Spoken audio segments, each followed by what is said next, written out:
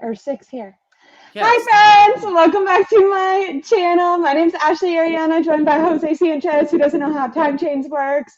I hope you guys are having a wonderful day or night, depending on what coast you're on. How are you doing, Jose? I'm doing good now that I told you it's warm here and you're pissed off. So that kind of like made my day. I'm so mad about it.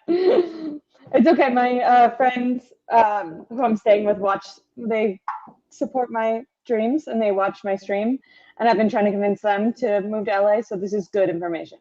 And you said 70. The other day I said 80 and we weren't supposed to say 80. You said 70. Sunny and 70. No, it was probably like 65, but still, or 60. 65? 65. But still, it was like 50 flat like a couple weeks ago. So the fact that you just said that complaining and it's been below 30 here makes me want to cry, but I wish it was below 30 here. I know you like the cold weather. Why? We should body double. You'll be here. I'll be there. Because when I'm hot, I can't sleep. It's uncomfortable. I do understand that. I like it when it's really hot during the day and then chilly at night. Look, think about it. It could be, you can have no clothes on and hot as hell. You're still going to be hot versus it's 20, 30 degrees. All you got to do is bundle up more and you're warm. Turn on the AC at night. AC is expensive compared to the heater. What the hell? Not made of money. Open up a window. Yeah, with no ventilation. It's not windy out here. Like, come on. You're in SF, like by the ocean. Me, I've tried all of these and they do not work because I'm naturally already a warm ass person and I hate it. I freaking hate it. You have a warm heart. Fuck no, I don't. Jose, tell everyone. So you're going to Vegas. I just heard in the our little chatting time before. Congratulations on getting credentialed. Everyone go follow Jose on Twitter. Make sure to read his articles. He's going to be keeping you guys in the loop. Are you excited to be going to Las Vegas, baby? Yeah, it's going to be work trip. I haven't been there for a couple of years. I think it's because it doesn't hit as hard the same after like the first time, right? Because I was there for when they were in Miami the first time to play the Chiefs 4 years ago, and that was incredible. This one, like, it's a little excitement, but I think it's gonna hit me once I'm like actually like on the way there. Like right now, I'm still kind of stressed because planning is never fun.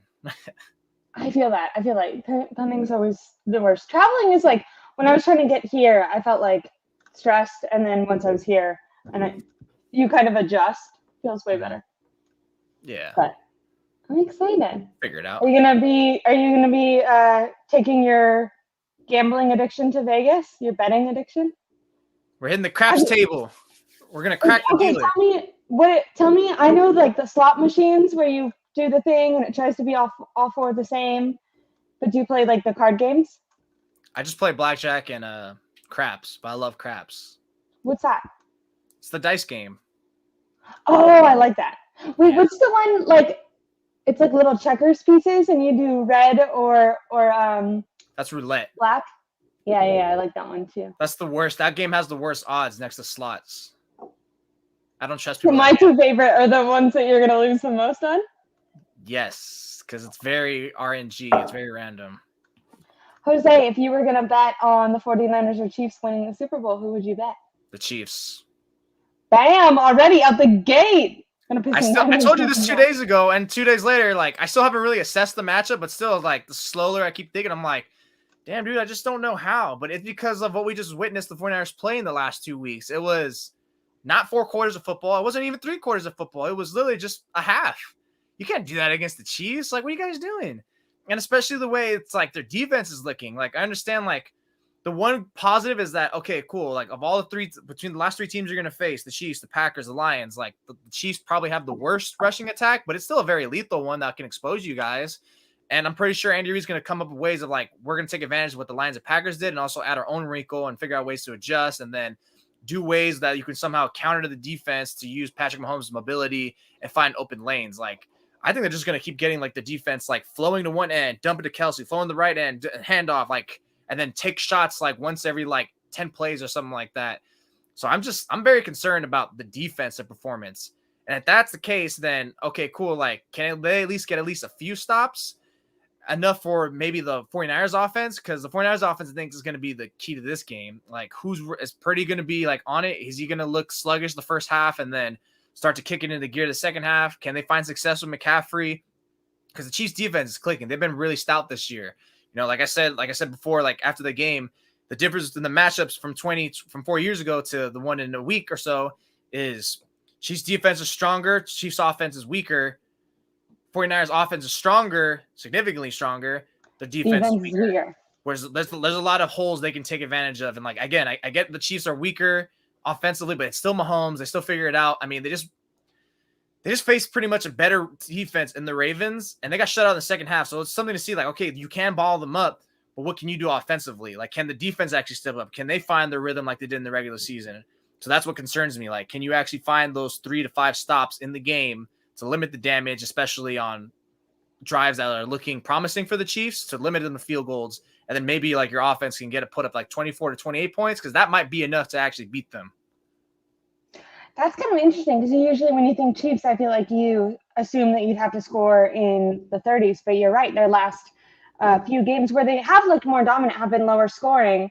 Now, do you think that this 49ers team is going to be able to contain the run for the Chiefs? Because I feel like the Dan Campbell kind of going away from the run was what stopped the run against the Lions, not any adjustments that the 49ers made. Do you agree with that?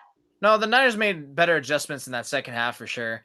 And it's the real question is like, why did they wait until the second half to make those adjustments? That was also confused. It's like, dude, you guys are just running the same damn thing.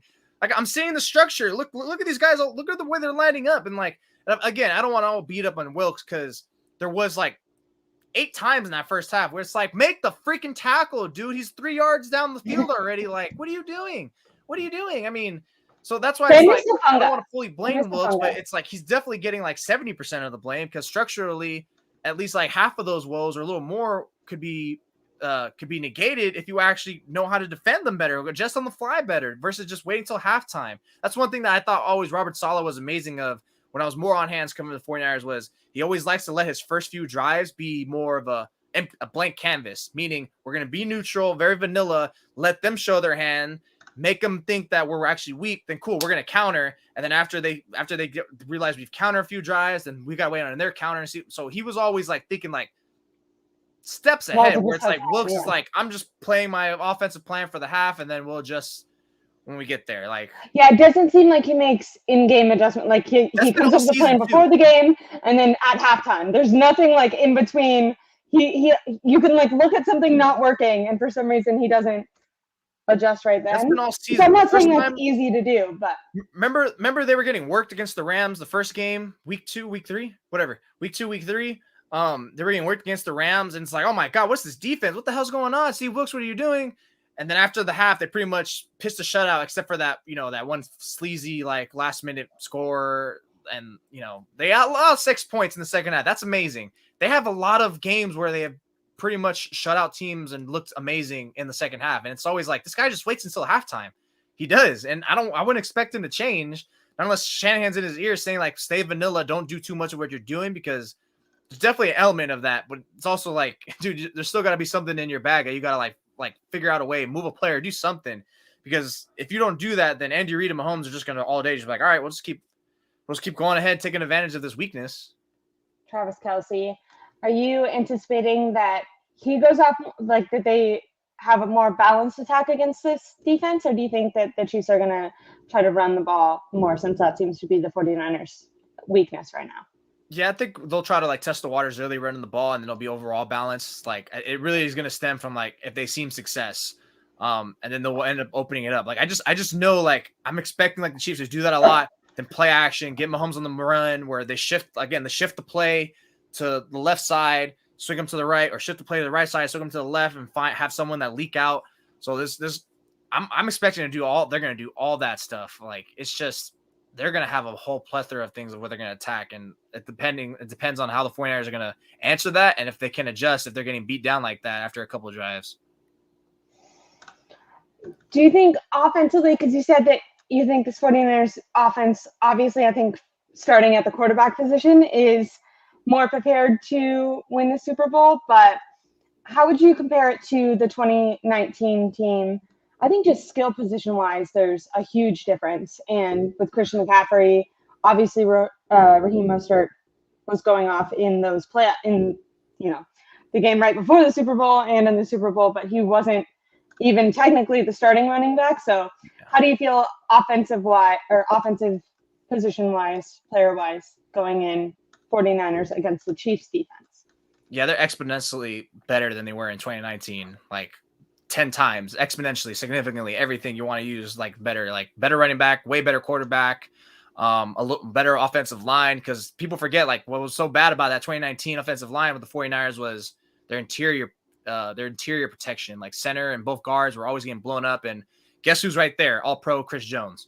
So that's going to be huge. Like, can you guys slow him down? Because he was a game wrecker, especially on those final 2 drives for the 49ers offensively.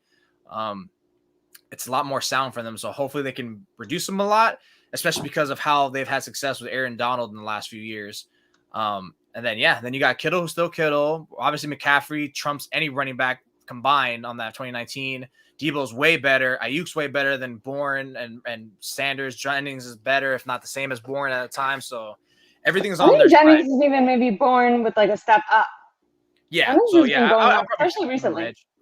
Yeah. So it's just, to me, it's just pretty much just like, look, that defense is going to look better than I think the 49ers that people are going to expect, because their defense has been really good. I mean, look, like, I know the Ravens had a dumb game plan against the Chiefs, but, give the Chiefs credit. They were draping all over those guys. But then again, the counterpoint to it is like, yeah, who the hell were they guarding? Like Mark Andrews, who just came off like a broken leg. Isaiah Likely, who's kind of good. Zay Flowers couldn't stop him. I don't know. Zay Flowers got his for sure. One of them was a busted coverage. But it's like, how many guys are you going to cover? You're going to cover Ayuk consistently? You're going to cover Debo Sanchez consistently? You're going to cover George Kittle consistently? What did you think of that really quick, the Zay Flowers penalty, the taunting one that kind of like, in my opinion, changed the momentum of that game? That he's dumb for it, because it's like, dude, like, you already know what the league stance is. I think the rule is dumb, but you're dumber for still still doing that. Just like the same thing about like, oh yeah, like pass rusher threw his body weight onto the quarterback mid tackle, and it's like, you mean he tackled him? So yeah, there's a lot of flawed rules, but the rules are the rules. What are we gonna do? We're gonna stop watching? We're gonna protest? Like, nothing's gonna happen. Yeah. So no, he's an idiot.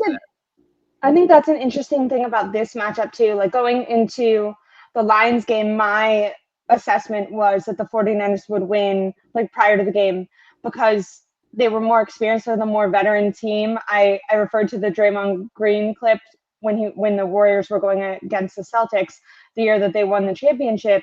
He kind of, even though the Celtics were like the hotter, younger team, he was like, we have championship pedigree, and the 49ers haven't won the Super Bowl, but like, they have this, we've been to the playoffs, we've been in this moment already mindset. But now they're actually at the Super Bowl. They're going against a team that, not only have they been to the Super Bowl, but we've been down in the fourth quarter of the Super Bowl and known what to do in that moment to come back and win. Do you think any of that will be in the 49ers heads, or do you think no, or Kyle Shanahan's head, or do you think no, that's kind of not a thing that lingers? And obviously some of those players are completely different teams, whatever. Charvarius Ward is on the other side. Yeah. I don't think that's in their head. I think if anything, when he gets close to it, they'll probably like use that as a little like oomph for the little bit, like, look, we were here, like, it's time to like for us to get back. It's time for us to win. Show last year, but I think ultimately, yeah, I lean towards majority. Like, they're just putting that behind them, because if they go chasing ghosts from the past like that, it might deter them of what's at hand or something like that, or maybe it gives them extra like, oh my god, this failed last time too from the last. I don't know. It could be some situation that it just adds extra like things to think about that maybe you just don't want to. Where it's just stick to your assignment, just get the job done, play the best you can. No, don't, because this team, again, both teams are very different. They're very different. Like I said, like now it's the 49ers with the better offense, and now it's the Chiefs with the same, if not better, defense, maybe, at least in the last month. Are you confident that if the 49ers get a lead in the fourth quarter, do you think that, not that Patrick Mahomes wouldn't be able to come back, because I think he has maybe that same little bit of magic that we saw from Brock Purdy last game coming back in the fourth quarter, but do you have more or less faith in Kyle Shanahan not, for lack of better words, choking in this Super Bowl than previous ones? And has anything about the last two playoff games where they were more gritty, ugly wins given you more confidence, or maybe even taken that away? How do you feel about Kyle Shanahan going into the Super Bowl right now compared to start this season, let's say? Yeah, I never blamed Kyle Shanahan for that blown lead in the Super Bowl because there's way more stuffs. Like there was drops, there was, like I said, Chris Jones several batted passes, and then wrecking the offensive line couldn't stay in pass protection for longer than a second and a half, and then Jimmy being Jimmy with like his inaccuracies, missing guys, and like yeah, it was just bad. Like I didn't really feel like, again, like when I was watching it live, like I didn't feel like it was Kyle Shanahan's fault. It just felt like it was a collective effort. Like, dude, you guys literally plummeted, and you had McCombs going Super Saiyan mode on you guys. So yeah, I would feel very more comfortable if they had a 10-point lead in the fourth quarter, especially with 6 minutes left, because you have a better running back, you have a better, maybe not necessarily run Kyle blocking. Shanahan will go away from the run, or do you think he'll actually stick to it? That's kind of been his problem in these Super Bowls, is like losing his mind and not sticking with the run. No, I'm not worried about Kyle Shanahan. I think I'm not. But they're in the lead, and that's one thing the Niners are showing. When they have a lead, especially a double-digit lead in the fourth quarter, they hold on to it. Again, I know, like, you shouldn't be worried. If anything, that's going to be the defense's problems, where it's just like, look, let's just make them take paper cut drives, like death by 1,000 paper cuts, which is used to like give them like a 13-play scoring drive, not a 5-play scoring drive where it's like, great, now it's back on us. We barely got arrested, and the clock barely moved. So I think in that case, the 49ers offense is like, it's on you guys to really milk the clock and maybe get a field goal score again, keep piling it, keep that guy on the side of the field. Because what's the best defense sometimes if your defense is not stopping the quarterback? Your offense is your best defense. Keep them on the side of the field. And I think they'll be able to keep the chains rolling because you have McCaffrey, who's better at the time, and you have a way better quarterback who, if the play's not there, he could scramble. We just saw it. We literally just saw it. And matter of fact, we've been seeing it. So I think you have a guy who's a better decision maker, better player, and can actually move and make plays stay alive if they're not there. So Jimmy G versus Brock Purdy, I agree. Way more faith in Brock Purdy to be able to make some plays now. How do you feel about this offensive line? The Chiefs front four have been getting a lot of pressure. They got Lamar out of the pocket, and then they were able to also run after him multiple times. Now, it did feel like Lamar wasn't as decisive as he sometimes is. He left the ball a little bit too much. Yeah. A lot too much. Instead of just taking off, which is like... And we've kind of seen from the previous game that Brock Purdy will take those opportunities, and Kyle Shanahan has obviously instilled his trust in him to be able to do that. Yeah, that's one thing that's going to be like hard, like for the Chiefs. Again, like, look, all they had to worry about, the best weapon on offense, aside from Lamar, was Zay Flowers, and he like pretty much went off. I know it was more like skewed towards a couple of passes and such, and they kind of made themselves one-dimensional, the Ravens, by calling only 6 runs. That's malpractice to me. So again, they made the Chiefs' defensive job way easier than it needed to be. So again, it's going to be hard for them to account for Purdy scrambling, because it's like, we got to account for McCaffrey, we got to account for Debo, we got to account for Juszczyk. I mean, they're not going to account for Juszczyk, but he might be exposed like he was that first time when he scored the first touchdown against the Chiefs. And you got to account for Ayuk. Like, how much can your scheme actually account for all these players? You know, because in the Super Bowl, we saw the 49ers and Robert Saleh do it. That Tyreek Hill, Travis Kelce was way better than he was. That was probably not a stronger rushing attack, but it was still there. They had like a capable receivers, right? Versus this one, it's just Rashee Rice and who? Who? I know MVS is there. Yeah. They have other guys who are okay, but it's like, and it's because you have Mahomes to make them look great. But yeah, I think that's where, again, I'm going to circle back. It's really going to be on this offense to really like get those points in. You know, because having just I think they will have to play all 4 quarters though. Like, I don't think that they can play how they have the last 2 games. If they play the last 2 games the way that, they're going to lose. They're going to lose 1,000%. Because the Chiefs have a better defense than both the Packers and the Lions. And if you consider, like, the 49ers were supposed to kind of blow out both of the previous teams, this game, it is expected, like the public, it's anticipated to be a close game. So that kind of scares me, because if they've already been performing less than expectations, and now the public kind of assumes that they're not going to perform, you know, that much more dominantly. Why, by the way, are the 49ers favored to win the Super Bowl? I don't really get that. Are they? What are they? -2 now? I think it opened as -2.5, something like that. Yeah, I saw it when it was 3.5. Well, that's not even a big. That's like slight favorites. So if it's one thing, if they were like, you know, why would they be favorites at all?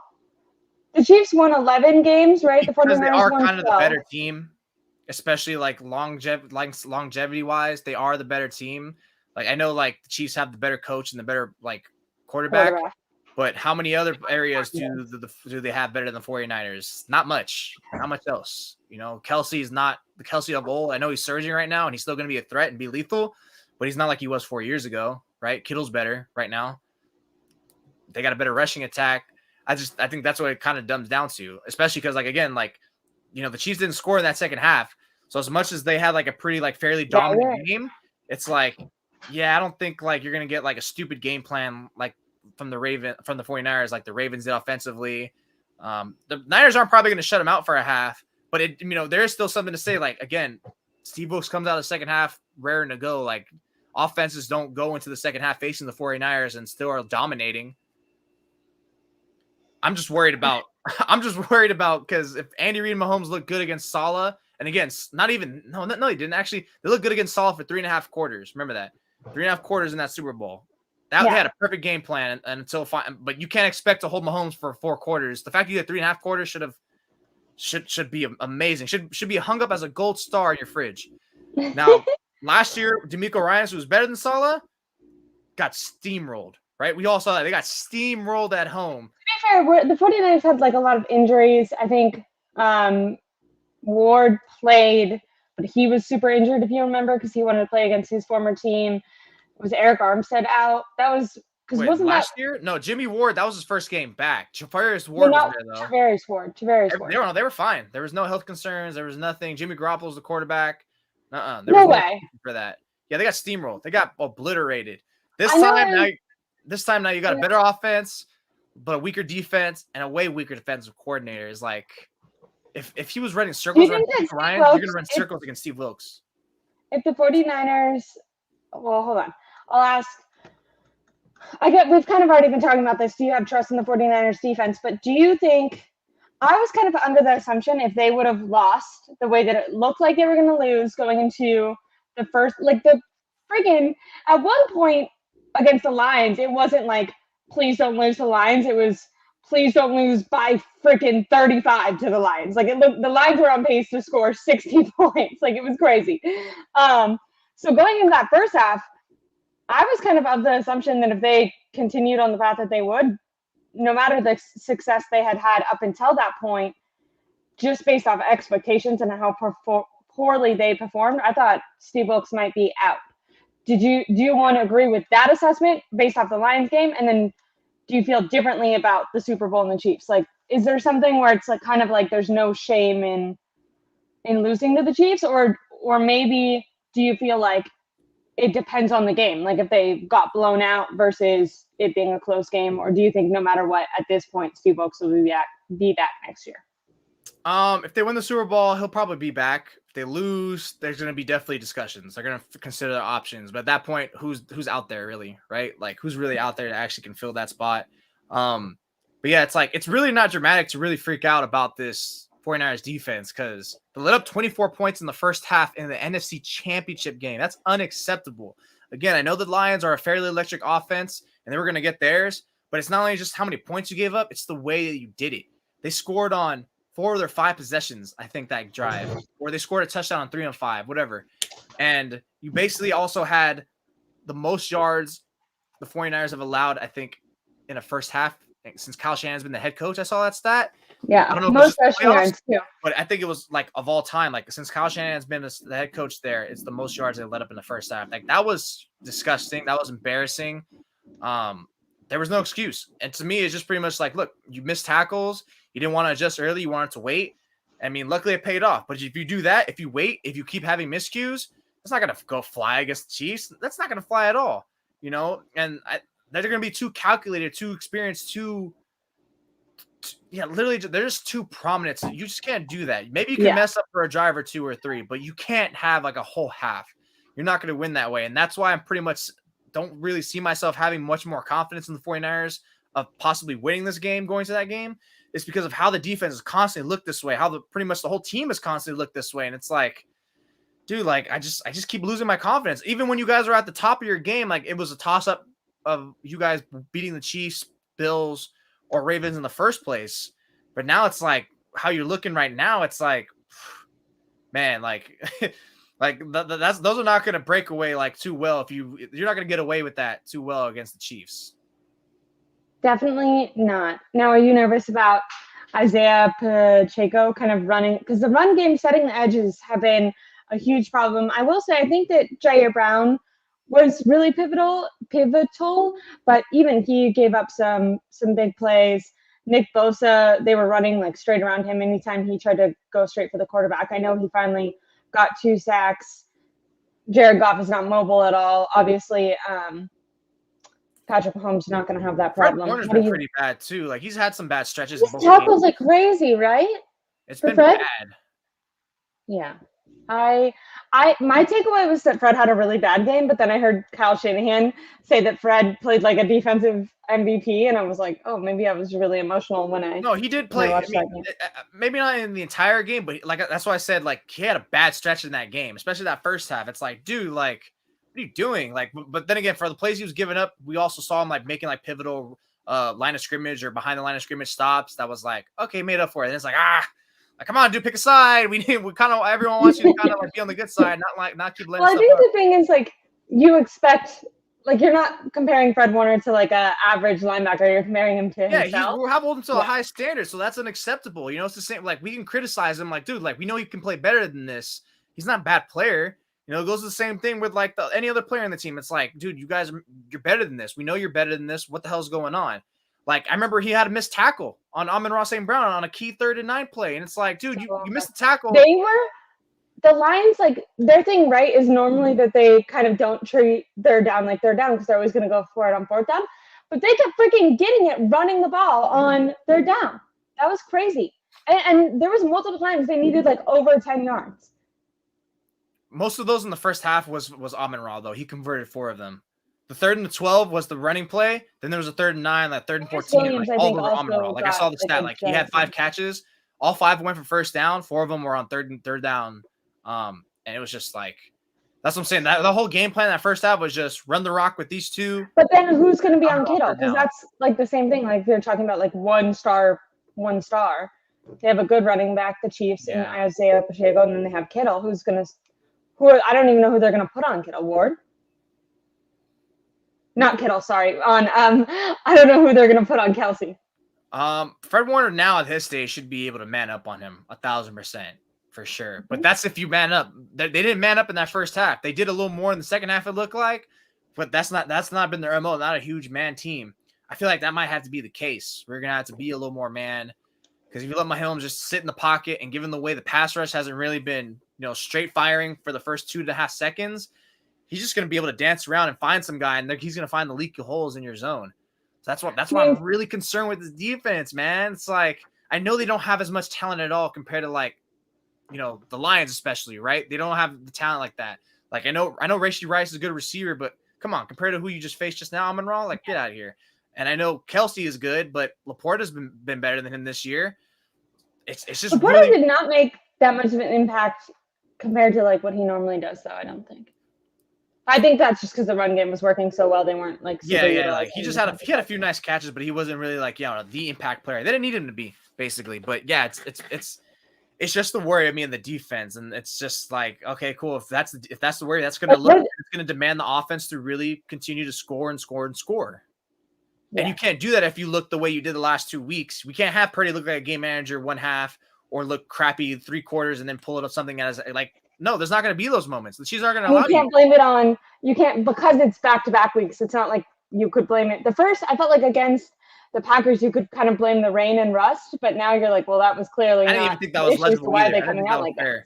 You can't do that. They had no excuse for that. You are the number 1 seed against a 7 seed, a team that's inexperienced, significantly less talent. So even on your rusty day, you should be able to beat them. So the fact you looked that way was inexcusable. But circling back to what you opened up with like a few minutes ago about like, can you stomach a loss to the Chiefs? No, you have to win it. You have to. This is it. You have 2 MVP candidates on your team. You have 7 All-Pros. You have 18 Pro Bowls. Like, no, there's no excuse. You have to win. You have to beat them. I don't care if Mahomes looks great. You lose this game. It's a down year for, like, the entire NFC, too. Like, it just seems like it would be such a heartbreaker to try to go through all of that again. Like, in my opinion, how many times can you make it to the mountain and not like go over the hill before you start kind of like having some internal crumbling? You finally have your quarterback, who again, everyone he's clearly an MVP candidate. That's a fact. He's an MVP finalist. He had an MVP caliber year. So did McCaffrey. It's really like it needs to be one on the offense to me. I think it comes down to this, like, because I don't trust the defense to have more than a few stops. What a change! Like earlier I said, what's the difference between 2019? Like, what a change that where our faith lies is really with our offense and with our quarterback. But I'm still nervous about Kyle Shanahan. Like we kind of said, it kind of comes to the team feeling unprepared the last 2 weeks.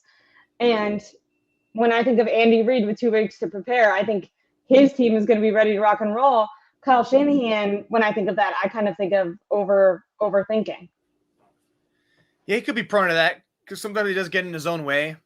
Like against the Packers, it's like, why are you opening up empty set 5 wide like so many times? Like, I get it, you tried it, but why do you still keeping to the game plan? Is like what's really weird to me. It's like Kyle, dude, you're outright just straight drop back passing game with nothing is not really that good. It's very average with some high moments, it feels like.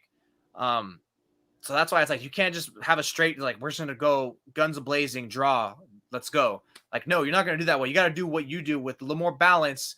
And I and I was listening to the only podcast I like, 49ers podcast I like listen to is Haberman and Milikoff, and they brought up I love them. On a podcast was like, why doesn't he get him moving on the run? And I'm like, yeah, why doesn't he get him moving on the run? Like, what the hell? Like, I remember in 2019, what made Jimmy so efficient was they would get him a lot of times, like, moving a little bit. And I know over time, like, he started being, like, a little less because he started looking more stiff. But it's like, look, pretty clearly has the ability to do that. Why don't you get these guys, like, moving on rollouts? Or maybe it's because, like, teams know you're going to do it. It's hella easy to defend now. But, like, why don't you have, like, 3 or 4 of those plays a game? It feels like. Just in case, yeah. Yeah, like get the team. Like, I remember, like, all those plays, like, get these guys shifting in one direction, and then you leak someone out, and you have 3 levels of where you can choose from. And if not, just take it off or throw it away. Like, why doesn't he have that? Like, the passing game for the 49ers feels so weird, and especially because now you actually have, like, a quarterback who's very good. If you had to super early predict a Super Bowl MVP, I imagine we're both thinking someone on the offense, but are you thinking Brock Purdy, or are you leaning more Deebo Samuel, Christian McCaffrey? Man, that feels like a toss-up, right? It's going to be tough.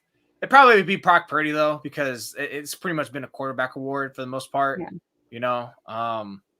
Unless it's just like a straight-up run. Yeah, unless like McCaffrey goes for like 22 carries for 130 yards, 2 touchdowns, 5 catches for 50 yards, or Deebo Samuel gets like 6 for 100 and like 3 carries for 50. Like, are you going to be in? Because you said you went to the last Super Bowl. Were you in the press box during that? Yeah. Is it? Do you know? Is it like? Do people in there? Are they going to be like cheering for? Because I've heard before it's not very fan. You're in the press box? No, there's no fans in there. Be professional. What the hell? Are you going to be excited? Like, or are you going to be? Do you kind of watch the game even keel? I always watch the even kill. I will say, though, because when I was more on hand in 2019, like, I was actually in the locker room. I got to talk to players. I especially talked to Jerry Greenlaw a lot. That when they started to lose, like, if you do feel a little bad, like, it's like, man, like, these guys were always cool broing down, and more because like, it wasn't always like talking sports. Like, I would sometimes stay off. You more like feel for them as like a person. Yeah, like I said, like I mentioned, Jerry Greenlaw that year, like my alma mater, San Jose State, beat his college, Arkansas, and I used to like always annoy him with that. He'd be like, "Man, you guys got lucky, whatever." So that would be like my little shtick with him. So like over time, like it's like, these guys didn't have to play for, is he like scary, or is he kind of normal? Like some TV. Well, I don't know how he is now, but back in the day, he was always hella chill. Like honestly, no one really, and I still have the videos, and no one's believe me, but I was always like broing down with him. Like no one really got to him until after like he made the hit. No one was really like surrounding his locker. And I thought it was funny too, because after like, the Vikings and the Packers game, especially like when there's a crowd and I would say something, like he would just immediately turn to me. So he gave me that. So, these players are cool. If you're cool with them, just like be simple, bro down with them, be authentic. Don't be a weirdo, Yeah. But yeah, so in terms of this game, like, no, like, it's just like, nah, it's just whatever. Like, it'd be cool if they win it, but you Do you know. think of your questions beforehand? Because like you're gonna be able to go and talk to everyone beforehand, right? Yeah, I think of my questions beforehand all the time. Like things of that. So that's pretty much what all my content is going to be derived upon, driven, for next week. Luckily now I know better, like in terms of how to incorporate that video than last time. So now I'll be able to like actually like make like a million articles, not a million articles a day, but it'll be easier this time. I'm so excited. I'm excited to read them. Now, have you, because you've been there before, what's like a good food place for anyone watching? Because I've so many fans are going. I think there's going to be a lot of, yeah. What's some dinner? What do you like to get there? Damn, what do I like to get there? There's this cool like restaurant, bar, and grill spot. It's a little more of like kind of like a bar scene, but it's like very nice. It's called damn, what's it called actually? Barcode Burger Bar. It's a little off the strip, and they have amazing wings. And my favorite is this fried chicken sandwich with blueberry barbecue sauce. It's freaking fire. That sounds fantastic. It's insane. It's not too sweet. It's not too it's like oh my god. And there might even be like bacon and cheese, so it's like that's like one from a little bit of a heart attack, but like no, like I smacked that thing's so good. Like their food there is really freaking good. Like blueberry barbecue sauce. I've never had their burgers though, which is crazy, but I like their wings. Blueberry barbecue sauce sounds fantastic. Yeah, I've only been to Vegas once, and I just got it was in the middle of summer, and it was like 125,000 degrees, so I just got a ton of smoothies. That's why I'm kind of happy that in a week, like it's only going to be like 60, if that. So. Oh yeah, I didn't know. Is that because Vegas is like a desert, right? So it's going to be like you're going to like it. Doesn't it get really cold at night? It can. It pretty much is always freezing, like in January, December, and kind of November, and then the heat starts really dying down in October, and it starts picking up in March and April. Okay. Now, do you think that, because we've kind of talked about confidence in this 49ers offense, do you think that Brock Purdy has silenced his haters, changed narratives?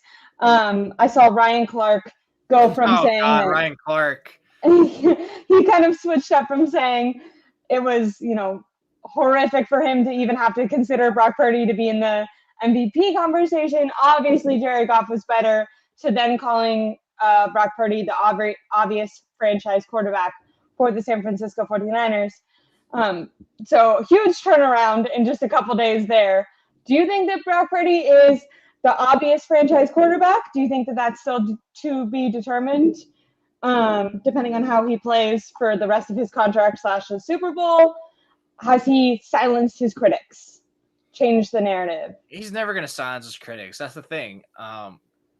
And I saw a little clip. I should have watched more of it on Kay Adams had Torrey Smith, and he said the reason why there's a lot more hate and like it's very exaggerated is because of the way he's looking good, the way he's succeeding. People are too used to a certain way or two of how a good quarterback's supposed to look. Well, it's weird. Yeah, how's quarterback supposed to look? Where it's like, hey, this may look a little unorthodox than what you're used to, but ultimately he's succeeding, and it's like he's not a game manager. He's not getting carried. Like again, that's what always been dramatic to me. Like it's like calling him a game manager, and just because he knows how to run the system and he's getting carried by his talent is the stupidest thing ever. It diminishes everything he does. Because if that was the case, why wasn't Jimmy Garoppolo the MVP or MVP candidate in 2019? Like I don't get it. So to me, it's like it's clear he has good mobility. He faces pressure amazing, both figuratively and literally, and it's just he just does everything at a very, very fairly high level. Now, again, I'm not calling him elite. I don't think he is. I don't think he'll ever get there. But who cares when he's still like a pretty damn good quarterback? I think both the narratives on both sides of propping him up to be great and bad are just stupid, and it's really more in the middle. It's more in the middle, where in that case it's like it skews a little more towards the upper side than it does lower. So I think it gets dramatic. Like Ryan Clark's just doing that. Like you're free to change your opinion, but after how he like stood 10 toes down on business last week, and now he's doing all of a sudden after one game, it's like, what are you talking about? So that to me, like, again, like you're fine to keep changing your opinion as more information comes in, but the way he did it is kind of very weird. But yeah, ultimately I think narratives on him is just really stupid because it's really in the freaking middle where you can't criticize him for a Yeah, Packers people don't game. like that. They're like, You can't criticize him for the enjoy- Packers game, otherwise you're called stupid. Like, oh, what about? Why can't you give credit? Why can't you talk about Jordan Love? Like, people were saying that to me, like, what are you gonna hold credit to Jordan Love? I don't give a shit about Jordan Love. What are you talking about? I'm talking about Brock Purdy. I don't write about the Packers. I write about the Niners. And me assessing him by his standard, that was not a standard in that Packers game. And when he does something good, like, wow, this is why he's the franchise quarterback. Because even if he plays bad in the Super Bowl, he's still the quarterback next year. Now, that might be defining for if he's going to be a contract and stay with the 49ers beyond that. But it's clear. Like, one game is not going to change anything, which, again, is why I think it's dumb. That's like, okay, like, no, like, to me, it's been clear since week 10 that Purdy was a damn good quarterback, and he's only, like, funneled it more. Like, he's capable of having a bad game, but he's also capable of having a really good game.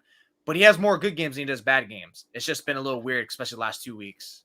I also saw something, obviously better to be lucky than good. So I'm not saying like he's definitely had luck, right? But the stat that he has never lost a Super Bowl never lost a Super Bowl, never been to a Super Bowl, never lost a playoff game that he started and finished.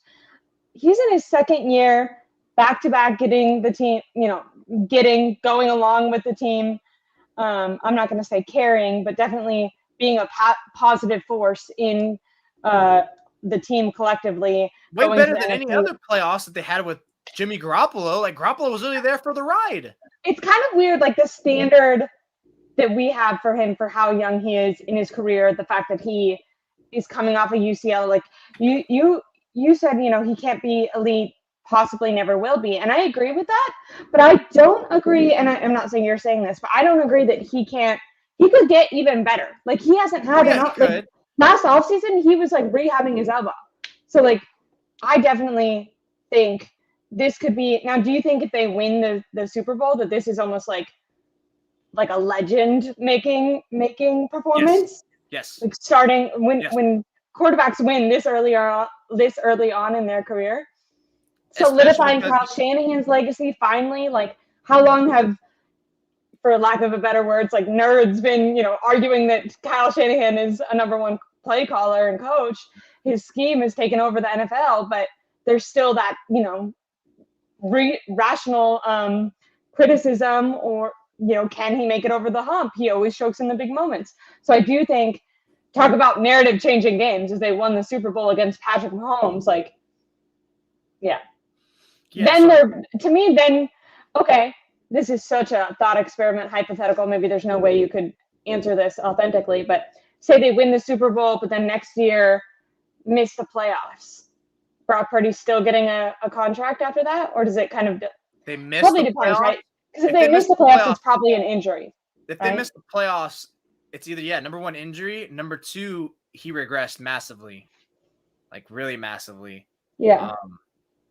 If they miss the playoffs, then you're probably re-signing him, but it's at a very like lower number than it's not going to be like more than like 130 or something like that for like 3 years. I don't know. It's just, that's where it's going to have some real hard talks for sure. But yeah, it all depends if he keeps on maintaining the level and getting a little bit better. Because last year he was good. This year he's really, really good. And speaking of his playoffs performances, like, he looked better in the playoffs last year than he did this year, which is weird to me. Like, he looked good again. Yeah, why is that, right? Like, weird. Walking in out of nowhere, like, total. Well, the Packers game for sure, rain. It's clear that he can't function in the rain. Like, he couldn't throw in the rain. He had the glove. When we talk about franchise quarterback, is that problematic? Or no, because Bay Area, not a ton of rain, but also like I think in terms of like, if you're going to give him a top of the line contract, yes, that's problematic. That's going to be factoring in, but we'll see if he plays another rain game and looks bad again. Then okay, yeah, I think there's no debate now. He can't play in the rain.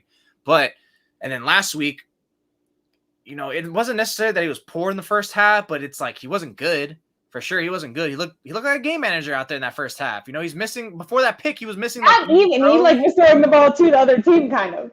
And then that once again, better to be lucky. Better to be lucky. Yeah, I know you got hit in the hand, but it's like, dude, you're throwing it to Debo, who looked like he was already in triple coverage. Like, what are you doing?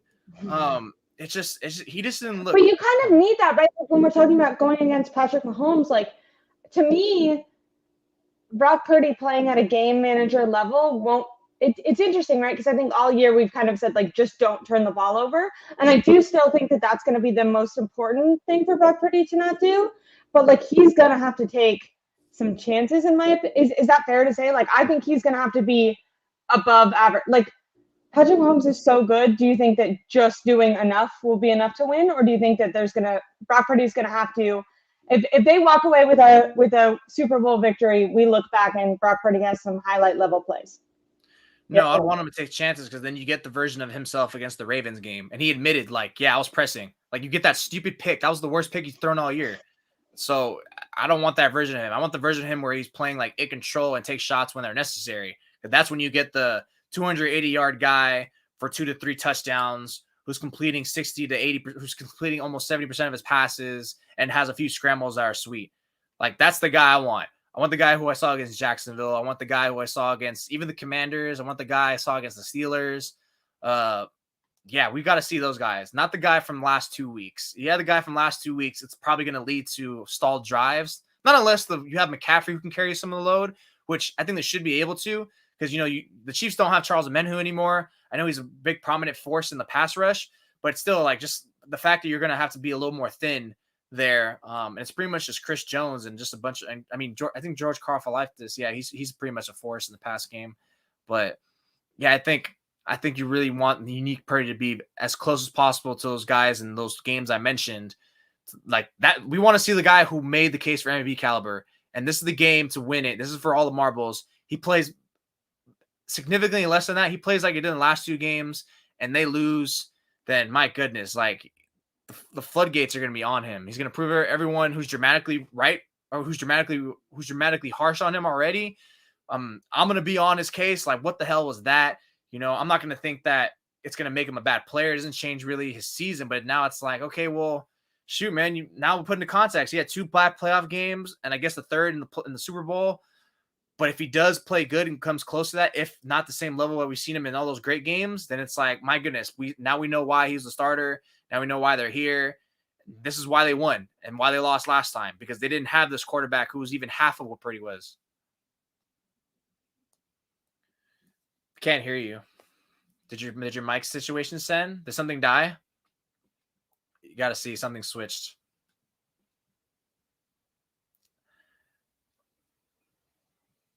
I can't hear you. Your settings. Yeah, I can hear you. Oh. Yeah, when anything died or reconnects, it goes to the last default thing sometimes. You knew that. I saw that and I was like, okay, something died, so I wonder if something's gonna switch up. It's because I'm used to filming in my friend's office now with my fancy microphone, but they're doing some work in there. So for the next week or so, I won't be filming in there. Yeah, none of my audio is not as good anymore. I know people are so excited. I really like my mic. I'll be back in there. I think before the Super Bowl, it should be fixed. I hope so. Now, are you going to be on Tuesday? Are you going to still be in Vegas, or when are you going to be leaving? Are you live stream? Wait, so on next? Yeah, when are you leaving? Are we live? Are you live streaming from Vegas? Are you going to give us? No, I'm not staying there for that long. What the fuck? Hell no. What about when are you getting there? When am I getting there? Monday. Yeah. So that Tuesday. So next week you're gonna be tuning in from Las Vegas, baby.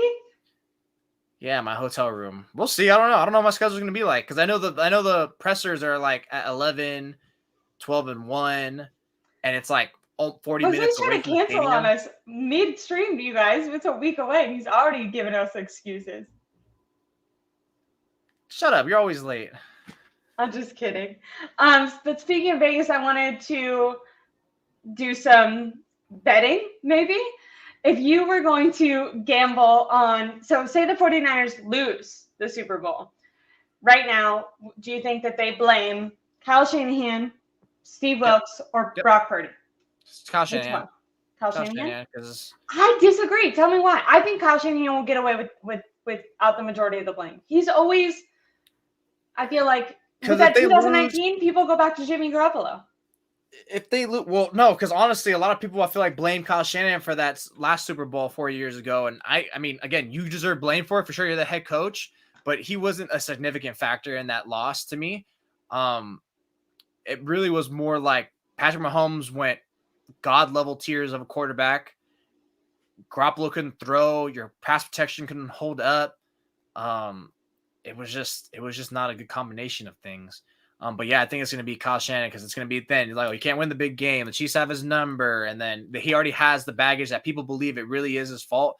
No coordinator in the history of football, no assistant coach, no non-head coach in the history of sports has gotten more flack for a Super Bowl, for a championship loss than him. And it's insane to me. It's like, there's a head coach who can literally tell him. That one always is funny. Like, I can't think of another team, you're right, where it's the offensive coordinator. But I think it's because everyone assumes he was kind of running the show.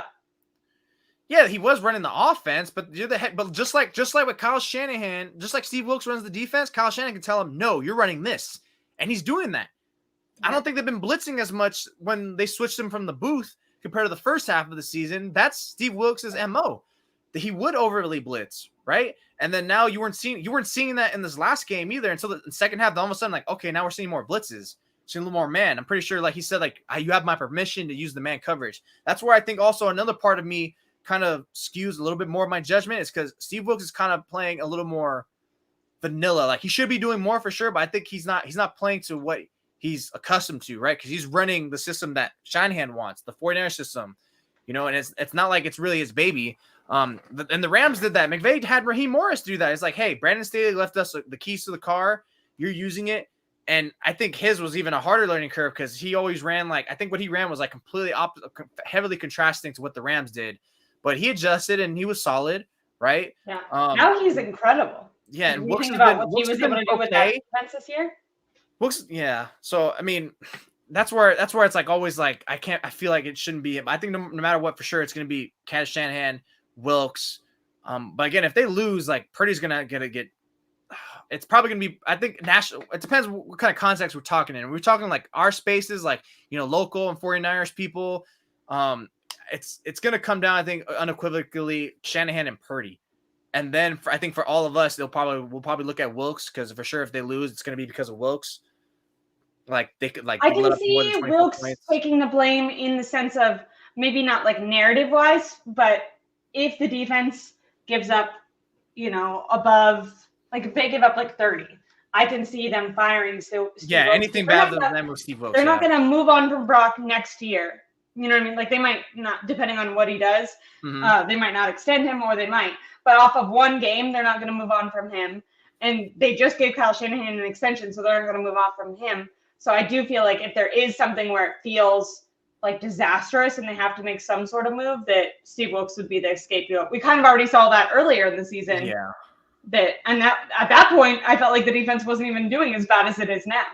Yeah, if they have another like stinker like that where it's another half and it's like it's too much for the offense to come back from or something like that, or it made it a necessary comeback, then even in a win, I think they're going to consider their options of where to look for. If they lose, and especially because like his defense couldn't perform, then yeah, consider and he'll probably get fired because I'm just wondering like where are you going to look towards now? Do you consider another outside candidate or do you actually hire within? Because forcing a guy who wasn't, brought into the system didn't work out, but the guy you brought in last time who was brought in your system, D'Amico Ryans, did work out and it turned out to be better. So do you have someone on your staff that you can I think don't they always talk about the linebackers coach who's been there for a little while?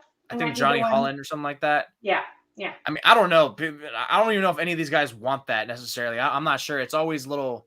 That could be a question for you to ask. You probably can't talk to them. They're too low down. No. Well, I wouldn't. That's not. We'll find them. That's not appropriate. This is you're supposed to be our. That's not appropriate to ask about their job in the future or something like that. Everything's gonna be game related. But yeah, actually, you did remind me that on opening night, media night on Monday, like position coaches will be everywhere. You can talk to them like right next to each other. I remember the Super Bowl 2019 or 4 years ago, I got Miles Austin, Wes Welker. I got Wes Welker a lot because I had him talk about like Deebo Samuel's emergence, what Samuel Sanders did, Miles Austin too. Who else? Was that just it? Or I had one more person? I think those were the main two because Welker was you really better talk to Chris Kocurek. No. Well, yeah, because what the fuck? Kocurek was always had a fat crowd around him. He was the main position coach that had a fat crowd around him for sure. I like when I'm watching press conferences. How am I blanking on his name right now? He used to be in Miami offensive line coach for the 49ers. Yeah. Very well. That guy can go on. I'm not trying to talk forever. He can talk, but I kind of like it sometimes. Like he'll try to like explain. Like, you'll be like, how's Aaron Banks? And instead of being like, oh, he's good and trying, he's like, let me tell you.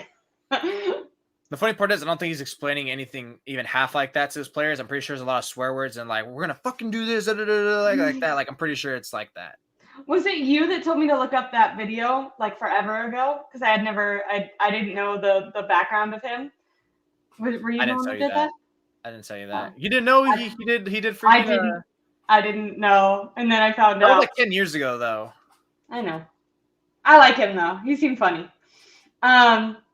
Really quick, I thought I would go over some comments because I thought this was an interesting, but really quick, actually, before that, this guy says, I love your YouTube channel. So I want to say thank you so much. Don't forget, everyone, to like and subscribe. I'm almost to 2,000 subscribers. And yeah, hopefully we can get to that. And then he also said, hi, Jose. What are your top 5 keys to a victory for a 49ers game? So I thought maybe you and I could both answer this, even though for some reason, SG Sports Talk only wants your opinion on this. I'm going to force him to listen to mine too. Well, I think I kind of did give him out at the beginning, but I'll say him again real quick. Run the ball. Don't turn the ball over. No, it starts with the defense for sure. For me, one, it's defense. Be a little more sound in your run defense. Number 2, if it's not how do they do that though? If it's not going sounding good, adjust sooner. Don't wait until halftime. That's not going to work. Number 3, Purdy has to be close to his best games this year. They has to look somewhere close to that. He can't look anywhere like he was last games. That's not going to fly. It's not. I don't think it's going to be good enough.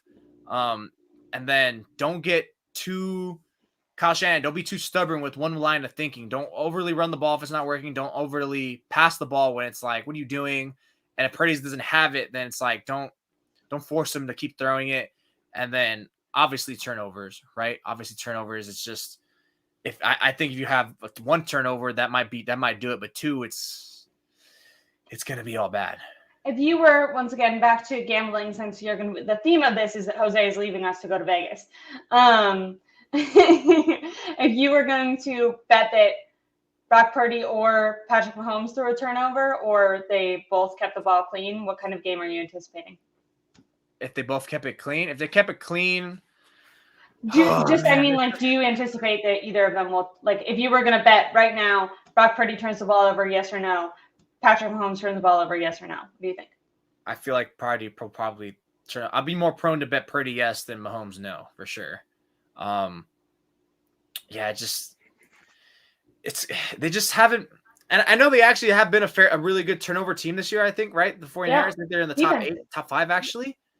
In the regular season, I mean, I don't know if it changed around, but I think it was like a couple games before the regular season ended. They were number 1. They had the most turnovers in the NFL. Yeah, and really, honestly, like, as much as I know they had 2 turnovers. Well, they had a nice forced turnover against Gibbs, but 2 of the picks on Jordan Love were like really some gimmies. But you get credit for being in the right spot for sure. You get credit for being in the right spot. It's just I just don't see those mistakes happening from Mahomes. I can see you forcing a fumble from Pacheco, like Warner comes in there and gets it out because that guy is a turnover machine in that sense. Greg Greenlaw punching the ball out. Yeah, especially because Pacheco runs very high. So I think you're going to have those opportunities on him more than you will on Mahomes.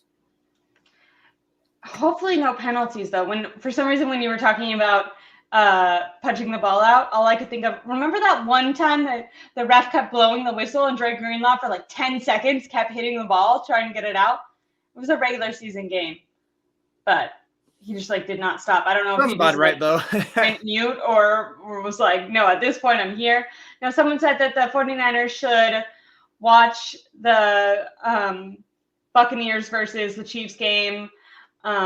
This person this comment, the same person, agreed with them that the Buccaneers and Brady kind of have. Brady didn't do anything that game. He wasn't the hero. It was the Bucs defense. I mean, how many times I've never seen a quarterback in my life in a singular game, let alone a Super Bowl, have to literally pull rabbits out of his hat multiple times and running for his life. I mean, for God's sakes, the guy was over here doing like sideways dives, sidearm throws that were like on the money. And when he did, like, players had drops, like he had no time. Like that was like a defensive beat down. I haven't seen a defense have that good of a performance since the Seahawks did Peyton Manning and the Broncos. Like, that was that good of a defensive performance. And then Brady did his thing. He was fine. Like, he did his thing for sure. But he was definitely more game manager in that game than I think of any Super Bowl he's played in. You know, again, like he had his impact throws, but like, it really was like a good running, it was a good balanced attack, and the defense was it was the defense that was the winner of the game for me. That one, which we've kind of established might not be the same thing in 2 weeks from now for the 49ers. It might have to be an offensive domination, which is a scary thing. Now, this commentator said, I wouldn't say Brock Purdy is a franchise quarterback yet. He needs at least 3 years to see. That means great games, come from behind wins, leading from a start. I don't think anyone can say yes or no yet. I feel like this is rational. They're not paying him yet, but I do think if you win a Super Bowl, if you don't lose a playoff game your first 2 years and you win a Super Bowl, I think you'd have to be really bad the next year for them not to. Well, he already has nice 2 comeback wins in the last 2 games, so he's got that, and playoffs, so you get credit for that, you know? Completely agree. And then also says that you can't blame just Purdy for those last couple games to look at both the game plan and both sides also.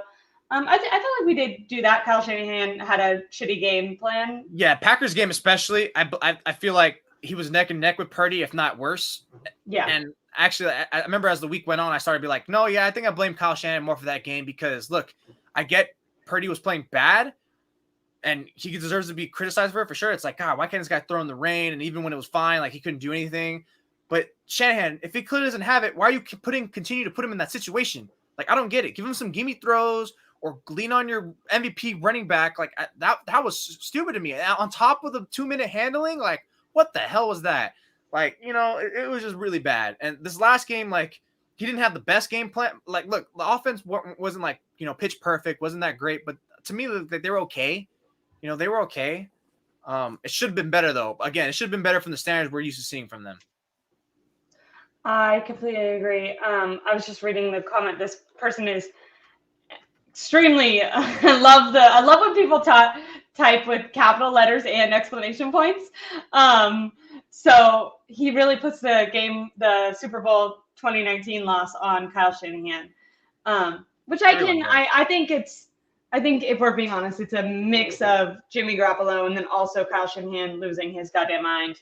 Then if you want to talk about the refs, do you know it's the same refs as 2019? Is it? Yep. That's hilarious. Yep. Well, I guess that means Nick Bosa ain't getting holding calls. Yeah. Well, I will say against the Lions, they had very minimal calls on both sides of the ball, and I kind of prefer games like that. Like, obviously, if it's egregious, I want you to call it, but yeah. I'm always team let them play. Well, we're gonna end it here, but I'm so excited to kind of. I think next week I got inspired by you being in Vegas. I'm gonna do like a whole stream of different. I'm gonna make you give me different bets and tell you who ask you all about who you've interviewed. So if we're meeting up on Tuesday, you'll have already done some interviews on Monday. Those are gonna be interviews from Monday, Tuesday, Wednesday, Thursday, and then Friday's the dead day. Friday and Saturday are the dead days in terms of like pressers and stuff. Do you just because I have no idea how these things work, like it's like Las Vegas, baby, but are you gonna? It's like working. So do you guys? Like, do people meet up and go out? Are you gonna be doing that, or is that's after? That's like late afternoon, evening type of deal. Well, everyone does like their morning hits, and then the pressers are going from like 10 to 12 or 1 o'clock, and then you get back, finish your work, and then it's like, all right, like 5, 6, 7 o'clock. Like, what's up? Heck yeah! When you go out, what do you like to drink? Do you like to get shots or drink? Like have a drink in your hand? Do you have a thing that you always I do prefer like a nice, well-made cocktail. Like my go-tos are usually an old-fashioned or Manhattan, actually. So I like something on like a little bit on the stiff side, but not too stiff. At least when I'm going out, like if I can get like a poured straight like glass of whiskey like at home. So I'd rather like someone make it and and do that. So yeah, more like that. And I don't want to. I'm not trying to get like plastered like that. I'm trying to like indulge a little bit, but nothing too crazy.